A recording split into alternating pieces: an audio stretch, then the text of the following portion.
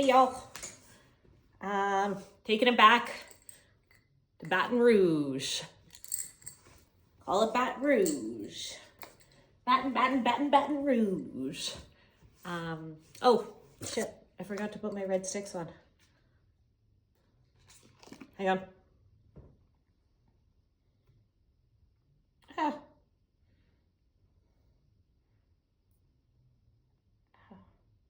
Oh no. Oh. Okay, one sec. Fuck, I should have worn them as earrings. These are cool. Ah, hang on. I'll be right back. Yeah. That is cool. In 1699, Pierre Lemoyne, something, d'Iberville, my pronunciation's really bad, led an expedition along the Mississippi River. These explorers came upon a pole stained with the blood of fish and the animals that served as the dividing line between the Bayou Gula and the Humas native tribes. It is from this red stick that Iberville christened our city Le Baton Rouge. So, the start of my journey. Yeah, I left for Baton Rouge on Friday the 13th. I don't know if I already told you this, but Friday the 13th used to be like a super sacred day for women, and then like people just deemed it unlucky because they hate women, and yeah, it got labeled like with a bad rap, but I wanted to take it back. And when I was booking my flights, I saw like all the different days had different prices, but like I'm a big follower of angel numbers and believe in them, and so like consecutive numbers. So my favorite is when the time is 12:34, 1, 2, 3, 4. I see that one a lot. It's a gooder. It doesn't have to be consecutive though. It can be repeating numbers like 1111, old classic, 222, 333. You get the gist. Non-hippie friends, this is just another thing you gotta look up. And this summer it was like the number 333 kept popping up. And on Friday the 13th, the flight was $333. So I was like, that's it. That's my flight. Taking it back. So yeah. Okay, maybe you don't have to look it up because I'm just going to tell you anyways. Angel number 333 is generally seen as a positive and encouraging sign, often associated with creativity, growth, and spiritual awakening. It can indicate that you are on the right path, your angels are supporting you, and you should trust your intuition. So, see what I mean? Seems pretty prime. And I like the meaning, so true or not, I'm making it true. Gotta follow the signs, man. Before I left, I hung out with my friend Tasha, and she was like when I was still considering if I was going, like I think I knew I was going. Like at this point, you don't ignore the mushroom trip and the astrocartographist. Like she told me, in Baton Rouge, you'll find your purpose, and in Houston, that's how you'll learn to let it shine. So you can't just be like, maybe later. Like it just seemed like a good place to start the trip. So yeah, Tasha like looked at me and she's like, one simply does not ignore the call of the Bayou. And it was like so wise and profound. Like she was channeling some old Bayou wizard. And I was like, you're right. So the next day I booked it and I told my brother, I'm like, man, Sonny, like, am I just gonna go there and get off the plane and be like, okay, purpose, I'm here, where you at? And holy shit, guys, like, how this lady told me that my soul aligns with Baton Rouge was like, it did. As soon as I got there, like, it was like messengers from God. Okay, so I know this is 2 videos now that I've name dropped God, but I don't even really believe in God. I'm not religious. Never have been. I just don't know what else to call it. Like something, a higher power, the universe, the creator, maybe God. Something is guiding me on this path and leading the right people and right experiences into my life with these fated encounters. Like for that mushroom trip, I just kind of imagined that big booming voice from The Simpsons. But you know what? I'll figure it out when I'm dead. And for now, I'll just roll with it. Every single person I met, like I got there, took a red eye, got there, I don't know, maybe like 11 or noon. The hotel couldn't check me in yet, but the host, like the guy working the desk, he was so cool. His name was Corey. He's just so funny and amazing. And he's like, oh, there's a visitor center down the street. Just go there and kill some time and figure out the city and what you want to do. And yeah, your room will be ready. And so I walked down to the visitor information center, and on the way down, there was like some old doorman standing outside the Watermark Hotel. And he just like looked at me like so intently. And then he started talking to me. And his name was Bill, Watermark Bill. And he's like, I'm the mayor of 3rd Street. Everyone here knows me. If you need anything, like, let me know. And I was like, okay. He's like, something about your spirits stopped me and made me stop you. And I wanted to talk to you. He's like, you're just like very bright. And I was like, thank you. And yeah, he just like, we probably talked for like 20 minutes, and he was just the sweetest guy. And he said, he's like, your husband's looking for you. And I was like, what the fuck? Like, I don't even want a husband. Get out of here. And he's like, he's not gonna love you for this. Like, point out my face and point out my titties. He's like, this or this. He's gonna love you for like how you are with people. And I was like, okay, thanks, man. Like, that's a sweet message. And yeah, it was just, we had a really good talk. And I was like, this is so, okay, cool, Bill. Thanks. And yeah, I got his number. And he's like, oh, he even said, he's like, oh, I'm a married man. I'm not flirting with you. He's like, any guy who respects his wife will bring her up in conversation. So he like brought her up right away. And so I knew he wasn't an old creeper. He didn't have that vibe. And I was like, man, okay, I love you, Bill. You're a good guy. Peaced out, kept walking. On the way to the tourist center, I just kind of like got turned around. I didn't know where I was going. So I stopped in front of a building. And when I like was waiting for my phone to load, I'd like looked up, and the number of the building was 333. So I was like, hey, angel numbers. Thanks, guys. Leading me on my path. So found the tourist center, went in. The lady was like really sweet there. Like told me all the things she thought I should do. She gave me these cool fans. Doesn't look like much, but man, this thing saved my life. Like, yes, I bitch about Canadian winter, but like I do not deal with the sun good at all. Even like plus 23 and higher, like I fucking just can't handle it. Like, so for me to go to the south in the summer, like it was killer. Just got back from my walk to the bus station. It's 10 minutes there. There's a fucking big ass hill. And it's mucho caliente. Too fucking hot. Ugh. Ugh. Ugh. But yeah, she told me like some places to go and check out, and she was really sweet to me. And yeah, then I went across the street and found this cool coffee shop called The Vintage. It was like a cafe. They had food, they had a bar. So I went there, and yeah, my server was fucking dope too. She was like so friendly, and she's like, so where are you from?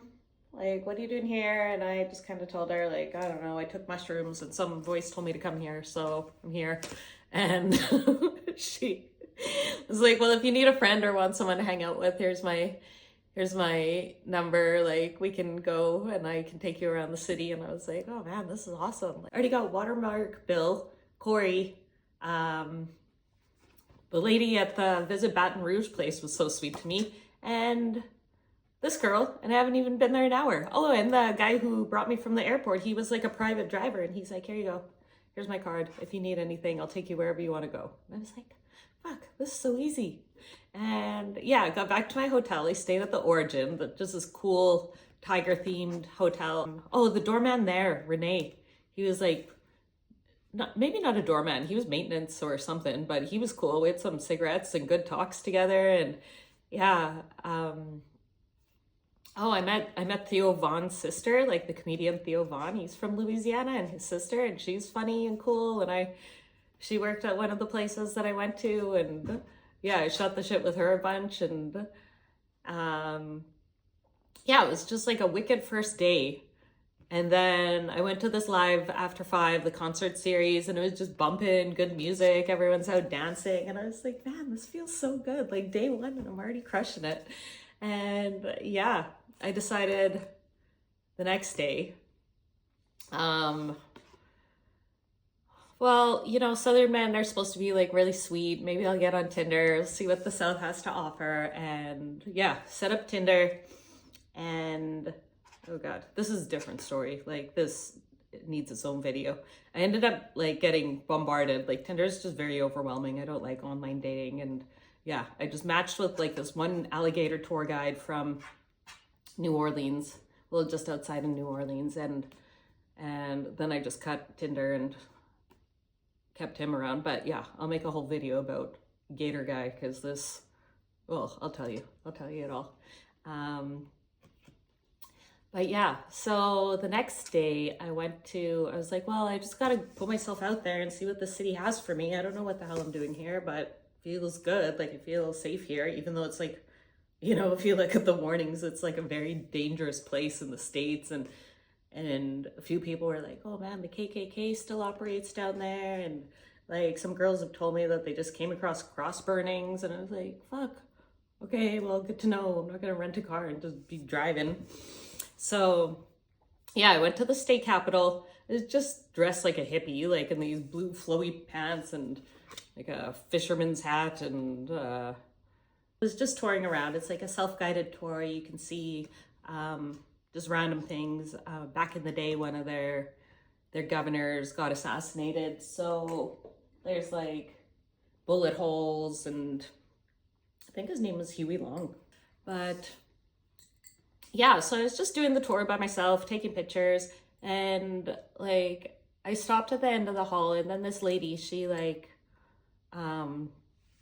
just came out of an office, and then she, like, I could see her in my peripheral. She was staring at me, and I was like, and then she's like, oh, did you find the bullet holes? And I was like, no, I didn't see them. And then she like guided me back and showed me where the bullet holes were.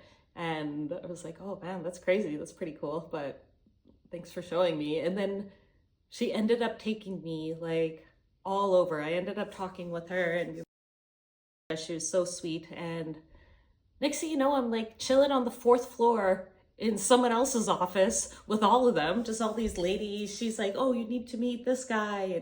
And these girls were like, you have to come work here. And they're like printing me out job applications. And I was like, I'm pretty sure I can't work here. Like, I'm a Canadian citizen. Like, I don't have a social security number.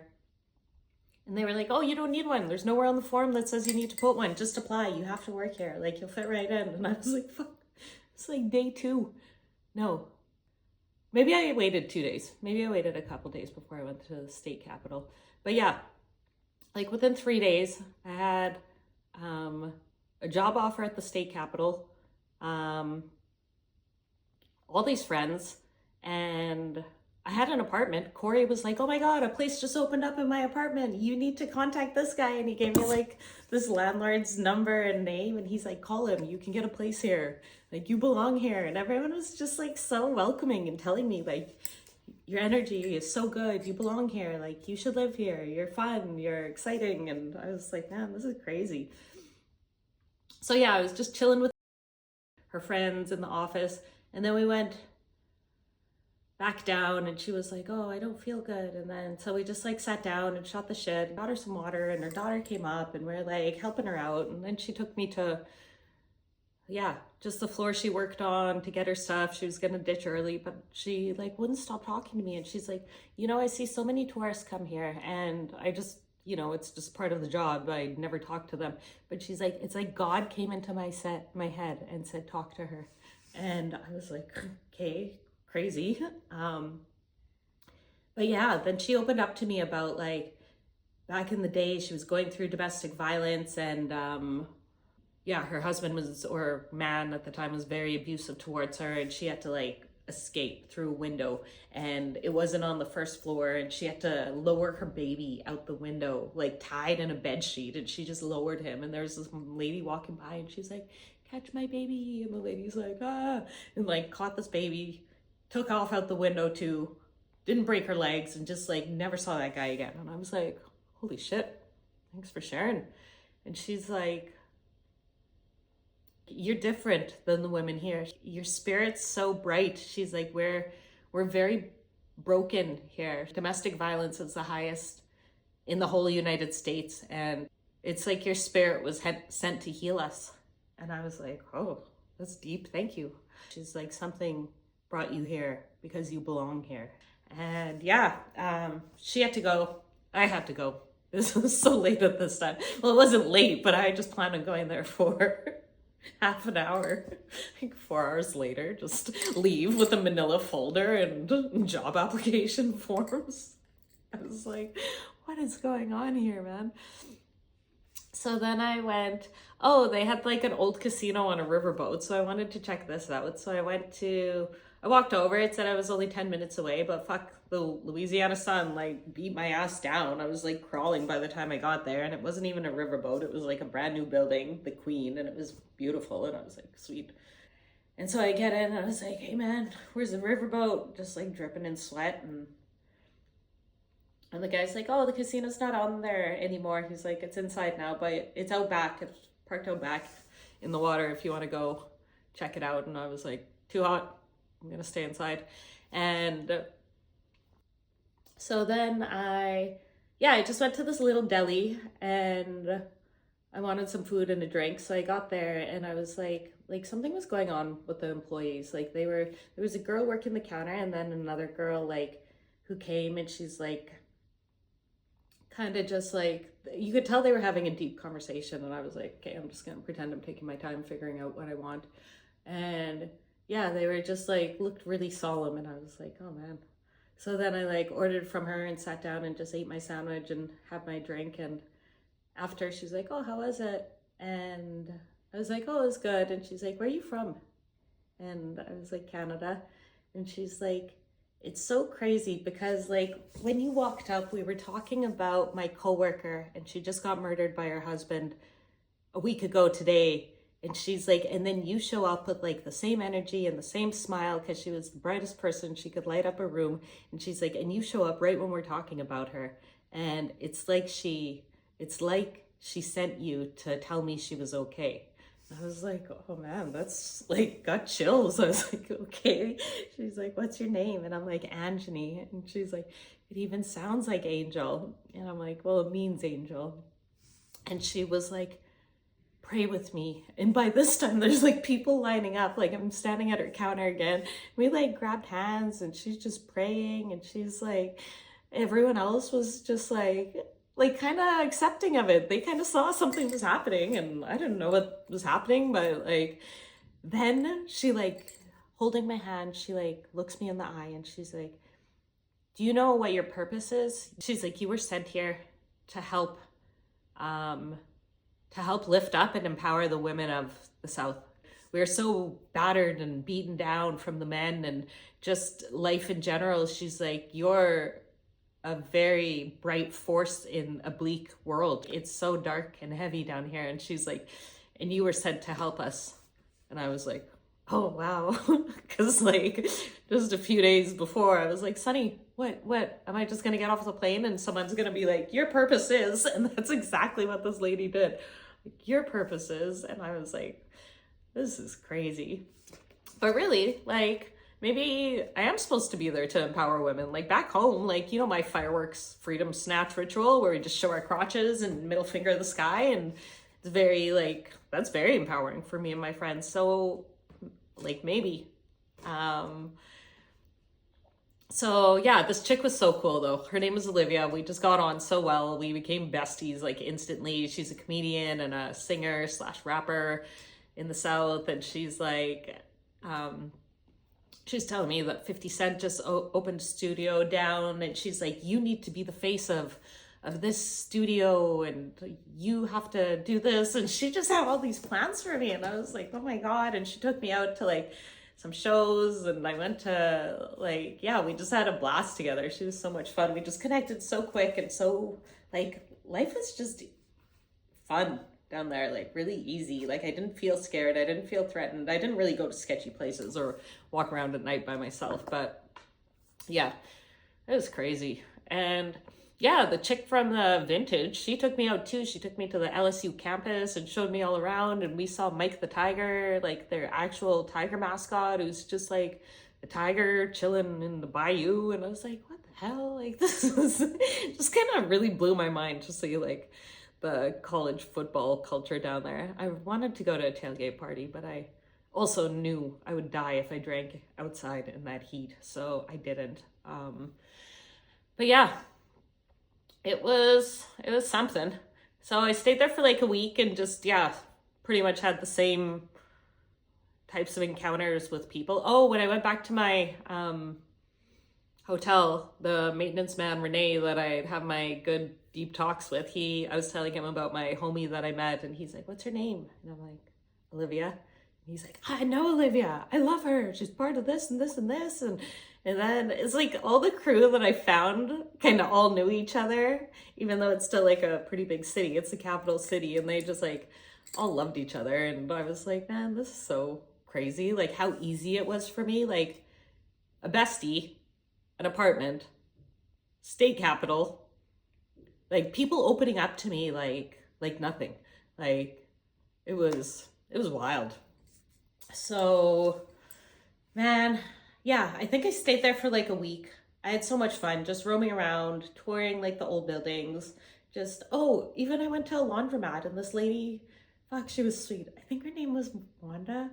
We even had fun. Instead of waiting out where the clothes were, she had me in her office, and we were watching like this. His name was Frankie Beverly. He just died, but yeah, he was just a singer from somewhere, and people in Louisiana loved him, so they were like celebrating him and watching his like funeral, and yeah, we were just kicking back, feet up in the office at the laundromat. I was like, man, life's not even like this easy back home. Like people here just like are really like how this lady said that I do good in Baton Rouge and Louisiana. She's like, yeah, don't go.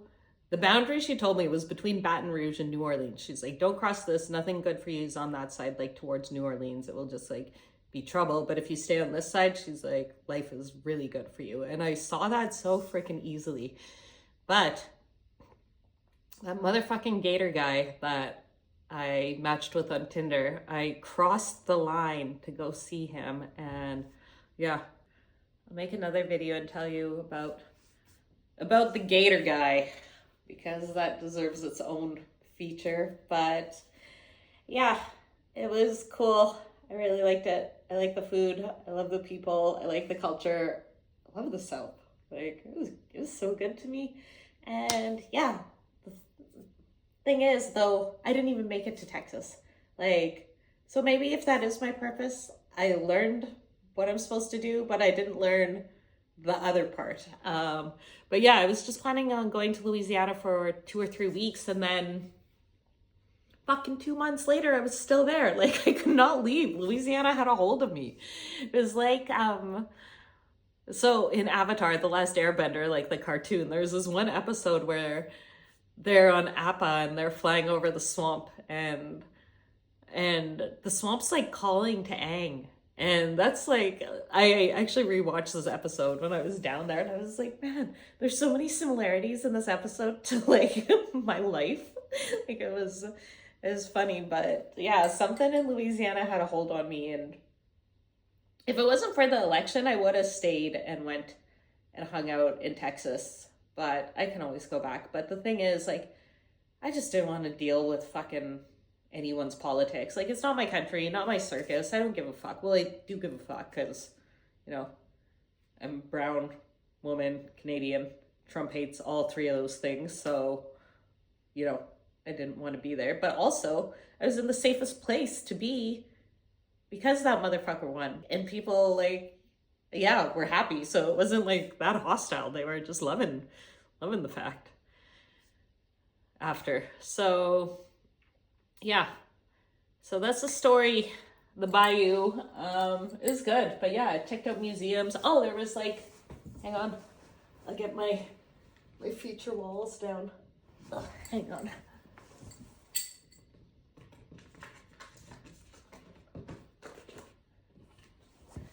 Okay, visit Baton Rouge, You should. I would highly recommend. Pitch Perfect was filmed there. It was a classic. Love that movie. Amanda showed me that, and I've watched every one since. Actually, I watch this as a comfort movie now. I really like it. There's another movie filmed there. Actually, I have a few of these. I don't know the other ones. I probably check them. But Tom Hanks, Greyhound, while aboard the USS Kidd. Oh, that was another place that the lady at the tourist office told me to go, but I never made it because it was closed down. They were doing maintenance. It was like some old war boat. Oh, and when I went back, because I went back and I saw her and I told her about all my adventures and how much fun I was having there and about my state capital adventure, and she's like, "You were chilling on the 4th floor?" She's like, "That's the governor's floor. I worked there for 10 years and I didn't even go on that floor." And I was like, I was there for 10 minutes and I was on that floor. Like, she was amazed. Maybe it's not the governor's floor anymore. It was just like a crazy, yeah. Museums, cool. There's just, I don't know, I liked it there. The Origin, what a good hotel. Well, mainly the staff, but the hotel was cool too. I liked the decor, and it was just, yeah, central, close to things. Oh, the old state capitol, that was cool. It looked like a castle.